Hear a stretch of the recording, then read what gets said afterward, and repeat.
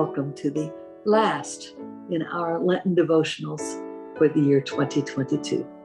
This devotional is for Holy Saturday, April 16th. And again, it's a psalm that has some relevance to the day. Holy Saturday is not something that we necessarily celebrate, particularly in the Baptist Church. We don't have, in any churches, we don't have a whole lot of ritual associated with it, although there certainly are in other traditions things that people do and things that are done to the altar on Good Friday that stay until Easter Sunday. But Holy Saturday has been discussed as to what Jesus was doing, and we're going to talk a little about that. But the psalm that I chose for today mentions Sheol and being saved from Sheol. So that's why we're reading this psalm today, Psalm 16. Protect me, O God, for in you I take refuge. I say to the Lord, you are my Lord. I have no good apart from you. As for the holy ones in the land, they are the noble, in whom is all my delight. Those who choose another God multiply their sorrows. Their drink offerings of blood I will not pour out or take their names upon my lips.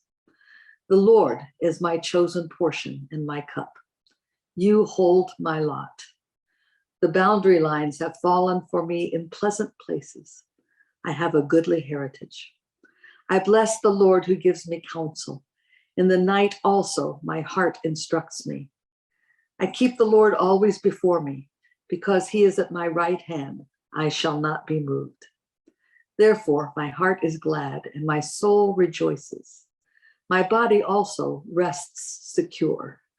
For you do not give me up to Sheol, or let your faithful one see the pit. You show me the path of life. In your presence there is fullness of joy. In your right hand are pleasures forevermore. Psalm 16, a psalm of resting in God's protective presence, taking refuge in God. Jesus was crucified on Good Friday and laid in the earth, laid in Joseph's tomb, and then resurrected on Sunday morning, and the tomb was empty. So people have wondered over the years what happened on Saturday. In some traditions, it's called the Great Sabbath. That is, that Jesus rested as God rested, and rested until the time that God would bring him forth from the dead. Another tradition has it that Jesus went into Sheol and preached to the people who were there, who were captive from of old. Sometimes this is called the harrowing of hell, that Jesus went down and freed the prisoners in hell. This idea comes from the first letter of Peter, in which he says in chapter 3, for it's better to suffer for doing good, if suffering should be God's will, than to suffer for doing evil. For Christ also suffered for sins once for all, the righteous for the unrighteous, in order to bring you to God. He was put to death in the flesh, but made alive in the spirit, in which also he went and made a proclamation to the spirits in prison, who in former times did not obey, when God waited patiently in the days of Noah during the building of the ark, in which a few, that is 8 persons, were saved through water.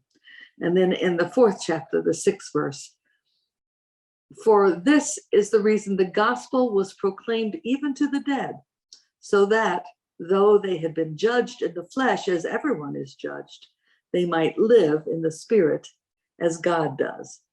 So this tradition has been active throughout much of the history of the church. Certainly Orthodox churches still honor this.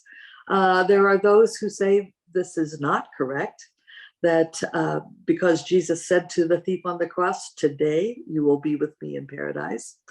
And so it's been a source of theological speculation It's part of the Apostles' Creed. He descended to hell, and there are those who say that should be taken out of the Apostles' Creed.